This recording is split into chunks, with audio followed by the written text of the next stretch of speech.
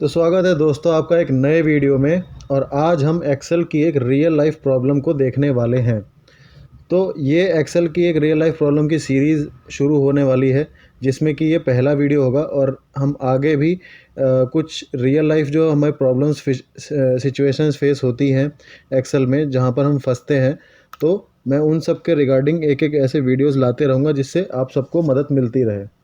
तो मान लीजिए यहाँ पर हमारे पास एक सिचुएशन है जिसमें कि हमें ये जो 10 वैल्यूज़ हैं इन्हें रिपीट करना है इनफाइनाइट वैल्यूज़ तक। मतलब अगर मैं इस कॉलम में इन 10 वैल्यूज़ को रिपीट करना चाहूँ 10,000 बार, तो वो कैसे करेंगे।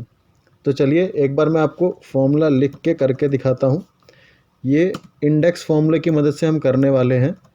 इंडेक्स फॉर्मूले का वीडियो अगर आपने नहीं देखा है तो इस चैनल पर अभी नीचे लिंक में जाइए और इंडेक्स फॉर्मूले से रिलेटेड वीडियो को आप देख सकते हैं। सो इंडेक्स में मैंने सबसे पहला इसका एरे सिलेक्ट कर लिया है।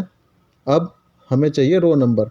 तो रो नंबर डिफ़ाइन करने के लिए यहाँ पर थोड़ा सा कैच है, तो मैं एक बार फॉर्मूला लगा देता हूँ, फिर उसके बाद आपको एक्सप्लेन करता हूँ। ओके, C9 - 9 डिवाइज़र में 10 देन +1। ओके, देख रहे होंगे आप प्रिंस आ गया है। अब मैं इसको नीचे तक ड्रैग कर देता हूँ, तो आप देख पा रहे होंगे कि ये 10 की 10 वैल्यूज़ रिपीट हो गई हैं। और लास्ट वैल्यू अविनाश है, इसके लिए मैंने आपको हाईलाइट कर दिया है ताकि आपको दिख जाए कि ये रिपीट जो हमारा हुआ है वो करेक्ट हुआ है, हर 10 वैल्यू के बाद ही है। ठीक है, तो इस फॉर्मूले की वजह से हमने ये कर लिया। अब एक बार समझ लेते हैं फॉर्मूला कहना क्या चाहता है। Formula text. ओके, अब हमें फॉर्मूले को देख लेते हैं। इंडेक्स फॉर्मूले में सबसे पहला जो उसका सिंटैक्स होता है वो है आपको एरे सिलेक्ट करना है। तो एरे हमारा ये है, क्लियर है। फिर उसके बाद जो हमारा सेकंड पार्ट है वो है हमें रो सिलेक्ट करनी है। तो हम कुछ नहीं कर रहे हैं, उसको ये बता रहे हैं कि कौन से हमारे एरे के कौन से रो नंबर का जो आइटम है वो हमें यहाँ पर लेना है। तो यहाँ पर ये जो इतना बड़ा आप ये देख रहे होंगे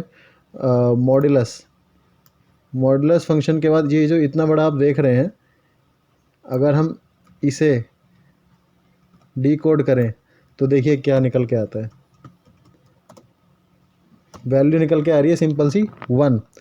तो यहाँ पर और कुछ नहीं लिखा है। इंडेक्स में ये एरे सिलेक्ट करने के बाद जो कॉमा के बाद रो का नंबर आया है वो 1 आया है। तो इस 1 को लाने के लिए इतना बड़ा फॉर्मूला क्यों लिखा है, इस फॉर्मूला को एक बार समझते हैं। जो रो C9 है, आप देखिए मैं रो C9 लिख के दिखाता हूँ। रो C9 क्या रिटर्न कर रहा है, 9। मतलब इस रो का जो नंबर है वो है 9, आप देख पा रहे होंगे। ठीक है, तो 9 में से हमने 9 सब्ट्रैक्ट किया, आया 0। 0 को हमने 10 से डिवाइड किया। ये मॉडुलस फंक्शन क्या करता है, ये आपको जो रिमाइंडर होता है वो देता है। आप अगर मॉड टाइप करेंगे तो दिखाएगा आपको returns the remainder after number is divided by a divisor. तो जब हम 0 को 10 से डिवाइड करेंगे तो हमारा रिज़ल्ट क्या आएगा, एक बार कर देते हैं। हमने 0 को 10 से अगर डिवाइड किया तो रिमाइंडर क्या आया, 0। ओके, तो 0 + 1 फाइनल रिज़ल्ट हमारा क्या रहा, 1, जो कि ये है। ठीक है, तो इंडेक्स फंक्शन में इंडेक्स फंक्शन ने क्या कहा, इस एरे में जो पहली रो है उसका आइटम हमें रिटर्न कीजिए। तो यहाँ आ गया 1, तो आ गया प्रिंस। ठीक है, ऐसे ही जब हम सेकंड में हमने इसको ड्रैग किया तो इस फंक्शन का जो रिज़ल्ट है वो आया है 2, इसीलिए आपको सेकंड वैल्यू देखने को मिल रही है। अगर मैं यहाँ पर = करके ये लिखूँ तो देखिए ये 2 आ रहा है। ऐसे ही अगर मैं इसको नीचे ड्रैग कर दूँ तो आपको दिख जाएगा कि ये हो क्या रहा है। यहाँ पे देखिए 2 3 4 5 6 7 8 9 10। ठीक है, तो इंडेक्स फंक्शन में एरे सिलेक्ट करके बस ये रो नंबर्स को हम चेंज कर रहे हैं। वो चेंज करने के लिए हमने ये फॉर्मूला यूज़ किया है। तो इस तरीके से हम इन 10 वैल्यूज़ को रिपीट कर रहे हैं। चलिए एक और सिचुएशन देखते हैं, जब हमें अभी तो हमने रोज़ में इसको रिपीट करके देखा। अब एक सिचुएशन देखते हैं जब हमें कॉलम्स में हमें एक पैटर्न को रिपीट करना होता है। तो देखिए अगर आपको ये यूँ कहा जाए कि आपको एक शिफ्ट शेड्यूल तैयार करना है, ठीक है। मान लीजिए तीन शिफ्ट है, ठीक है। आपको CBA का जो है एक पैटर्न देना है और बीच में एक वीकली ऑफ। तो मैं एक बार एक पैटर्न दे देता हूँ इसको और फिर देखते हैं कैसे कर सकते हैं।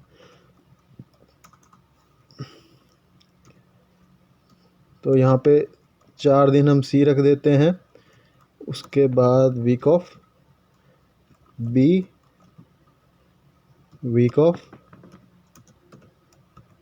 A, वीक ऑफ, ठीक है। तो हमारे पास ये पैटर्न आ गया जो कि हमेशा रिपीट होता रहेगा। अब तो चलिए एक बार शिफ्ट शेड्यूल कैसे बनाएंगे जल्दी से वो देखते हैं। या तो आप ये कर सकते हैं कि इस पैटर्न को लेकर कॉपी पेस्ट करें हर जगह, तो वो काफ़ी टाइम टेकिंग हो सकता है। लेकिन अगर इसको जल्दी करना है तो कैसे करेंगे, वो हम इंडेक्स फॉर्मूले से, जैसे हमने रो में रिपीट किया था वैसे ही हम कॉलम में भी कर सकते हैं। चलिए सेम फॉर्मूले को लगाते हैं। इंडेक्स, इस बार एरे में हमारा कॉल ये पूरा रो सिलेक्ट हो जाएगा। इसको हम फिक्स कर देंगे, just a minute, is equal to index, हाँ इसको हमें 15 तक कर लेना है, फिक्स कर देंगे, कॉमा। रो हमारी यहाँ पर एक ही है, तो क्योंकि एक ही रो आप देख पा रहे होंगे, ये रो है 9, तो मैंने 1 लिख दिया। कॉलम में यहाँ पर हमें वही चीज़ रिपीट करनी है, तो मॉड कॉलम नंबर यहाँ पे हमें रिटर्न कराना है L9। बट अब यहाँ पे देखिए आप, L9 -12 करने वाला हूँ मैं, देन +1। ओके, यहाँ पे हमने डिवाइज़र नहीं डाला है, तो डिवाइज़र जब डालेंगे तो, क्योंकि 15 आइटम्स हैं जिनको हमें रिपीट करना है, इसलिए यहाँ पर 15 टाइप कर देते हैं, ठीक है। आ गया C। अब इसको ड्रैग कर दीजिए, आपका पैटर्न रिपीट हो रहा है बिल्कुल। अब यहाँ पर आप देखिए L9 -12 क्यों किया मैंने, क्योंकि जो कॉलम L9 हमें रिटर्न करेगा वो क्या करेगा, कॉलम L9 अगर मैं टाइप करूँ तो ये 12 नंबर है, ठीक है। तो मैंने यहाँ पे 12 इसीलिए लिखा क्योंकि हमारा जो पहला आइटम है वो है 0, यहाँ पर 0 आना चाहिए, ताकि उसमें जब हम +1 करें तो वो हमें रिटर्न करे 1, ताकि हमारी जो पहली वैल्यू है वो पहले ही सेल में हमें रिपीट में मिल जाए।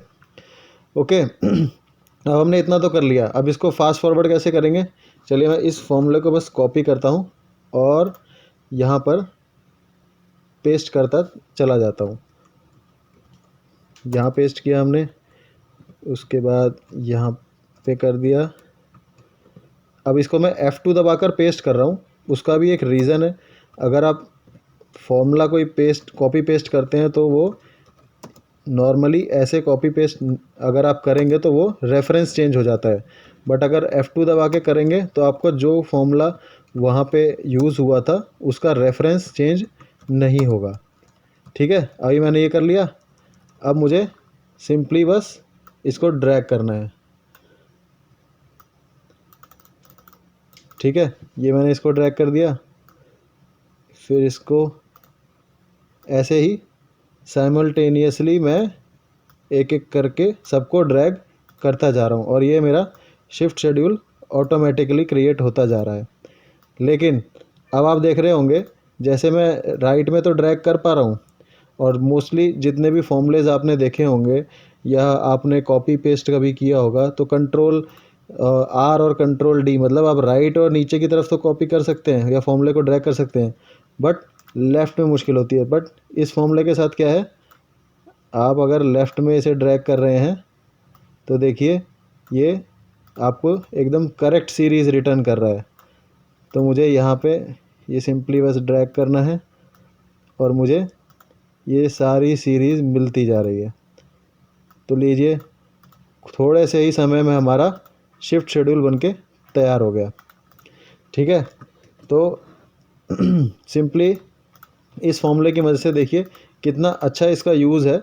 बट अगर आपको नहीं पता है तो आप सिंपल क्या करेंगे, CBA टाइप करते रहेंगे, बट वो आपका एक टाइम टेकिंग प्रोसेस होगा। तो ईज़िली कैसे इस टास्क को करना है वो आपने इस फॉर्मूले के थ्रू जाना। तो आज के वीडियो में दोस्तों बस इतना ही, मिलते हैं अगले वीडियो में। तब तक के लिए इस चैनल को लाइक कीजिए, शेयर कीजिए, सब्सक्राइब कीजिए। मिलते हैं अगले वीडियो में।